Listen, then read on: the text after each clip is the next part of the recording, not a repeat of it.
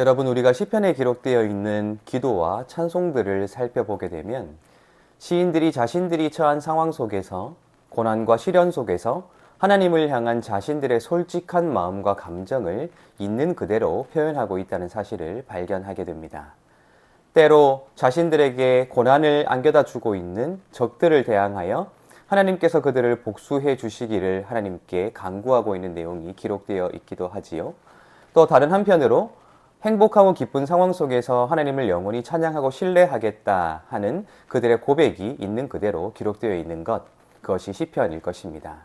어쩌면 인간이 살아가며 느끼게 되는 생사고락, 또한 수많은 감정들을 마치 이 시편이라는 한 권의 책이 다 상징하고 있는 것처럼 이 시편을 기록한 저자들 역시 우리와 별반 다르지 않은 삶을 살아갔던 한 인간이기에 어쩌면 그들이 하나님 앞에서 얼마나 솔직하게 살아왔는가, 얼마나 친밀하게 하나님을 대해왔는가 하는 것이 이 책을 통하여 우리에게 잘 드러난다 할 수 있을 것입니다. 그런데 때로 우리가 이 시편에 기록되어 있는 시와 노래들처럼 하나님 앞에 우리의 감정을 있는 그대로 표현하는 것이 어색하다고 느껴질 때는 없으신지요? 이렇게 기도해도 되는가? 나를 괴롭게 하고 힘들게 하는 사람에 대한 하나님의 복수를 간구하는 것이 타당한 것인가? 어쩌면 예수께서는 원수들까지 사랑하라고 가르치셨는데 내가 그들을 사랑하지 못하고 하나님께 복수를 요청하는 것이 바람직한 일인가 하는 죄책감이 우리의 마음속에 드는 것도 사실일 것입니다. 오늘 우리가 함께 읽게 될 시편 44편 18절부터 26절까지의 말씀에도 그러한 내용들이 기록되어 있습니다. 특별히 오늘 이 말씀은 고난 속에 있었던 고라 자손들이 자신들이 고난 속에서도 하나님을 잃어버리지 아니하고 또한 하나님에 대한 신실함을 놓치지 않았는데 하나님은 왜 우리에게 이런 시련을 주시냐라고 하는 마음을 있는 그대로 표현하는 내용으로 채워져 있습니다. 제가 읽어드릴 테니까 들어보시기 바랍니다. 우리의 마음은 위축되지 아니하고 우리 걸음도 주의 길을 떠나지 아니하였으나 주께서 우리를 승냥이의 처소에 밀어넣으시고 우리를 사망의 그늘로 덮으셨나이다. 우리가 우리 하나님의 이름을 잊어버렸거나 우리 손을 이방신에게 향하여 폈더면 하나님이 이를 알아내지 아니하셨으리이까. 무릇 주는 마음의 비밀을 아시나이다. 우리가 종일 주를 위하여 죽임을 당하게 되며 도살할 양같이 여김을 받았나이다. 주여 깨소서 어찌하여 주무시나이까. 일어나시고 우리를 영원히 버리지 마소서. 어찌하여 주의 얼굴을 가리시고 우리의 고난과 압제를 잊으시나이까. 우리의 영혼은 진토 속에 파묻히고 우리 몸은 땅에 붙어 썩나이다. 일어나 우리를 도우소서. 주의 인자하심으로 말미암아 우리를 구원하소서. 아멘. 오늘 이 시인의 말을 요약하자면 바로 이런 내용입니다. 우리가 만약 하나님께 죄를 지었다면 하나님께서 그렇게도 잘 알아내시는 분이실 텐데 우리가 고난당하고 있을 때 왜 우리를 이렇게 잊으시고 버려두십니까? 라고 하나님께 따지고 한탄하는 내용으로 기록되어 있다는 것입니다. 어쩌면 우리는 신앙생활하며 우리에게 찾아오는 수많은 문제들과 아픔들 속에서 하나님을 향해 우리의 눈을 들기보다 나에게 문제가 있는 것이 아닌가라는 죄책감을 가장 먼저 가지기 쉬울 텐데 오늘 이 시인은 자신이 겪고 있는 이 고난의 상황이 우리는 하나님을 잊지 아니하였고 우리는 신실하게 하나님을 기억하고 있는데 하나님께서 우리를 버렸기 때문이라고 하나님 앞에 따지고 있는 내용이라는 것입니다. 굉장히 놀라운 사실이 아니겠습니까? 더군다나 하나님 앞에 우리가 죄를 지을 때는 그렇게도 잘 찾아내시는 분이 왜 지금은 그렇게 침묵하십니까? 라고 하나님을 비꼬아 말하게 되는 그 용기가 우리에게는 낯설게 느껴지는 것도 사실일 것입니다. 그런데 우리가 시편을 읽을 때 반드시 기억해야 하는 것이 있습니다.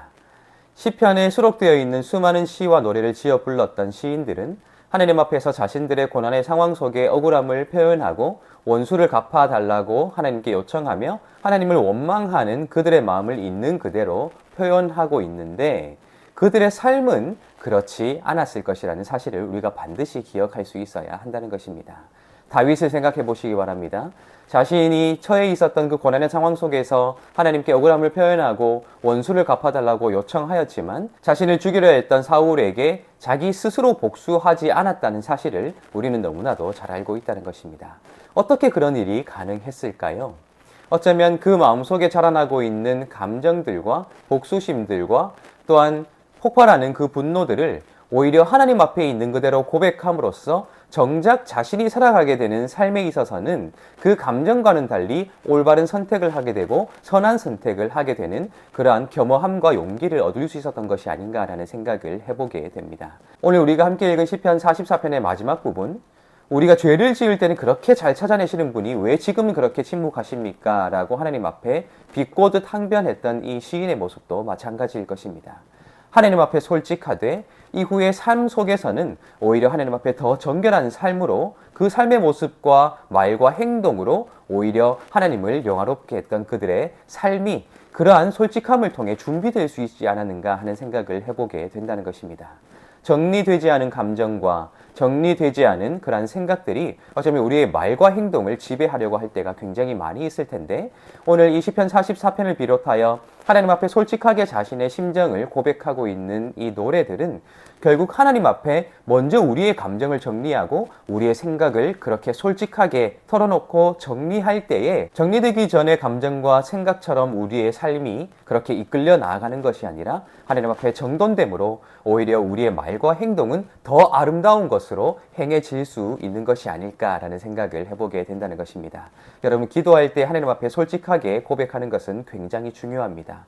왜냐하면 그렇게 우리가 하나님 앞에서 나의 생각과 감정을 정리해야지만 세상에 나아가 우리가 살아가게 되는 우리의 삶의 모습이 어그러지지 않을 수 있게 되기 때문입니다.